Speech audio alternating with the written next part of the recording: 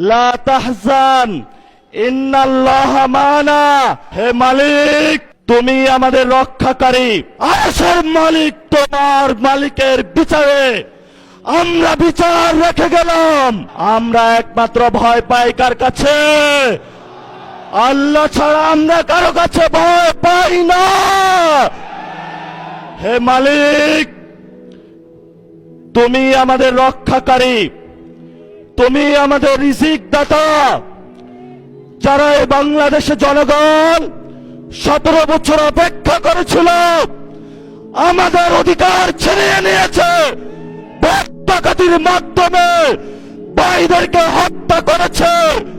আরশের মালিক, তোমার মালিকের বিচারে আমরা বিচার রেখে গেলাম। তুমি তাদের দৃষ্টান্তমূলক শাস্তি বাংলার মাটিতে জনগণের সামনে করবে। আমরা আজকে তোমার মসজিদের সামনে বিচার রেখে গেলাম। বাংলাদেশের মানুষ হতাশ হবেন না।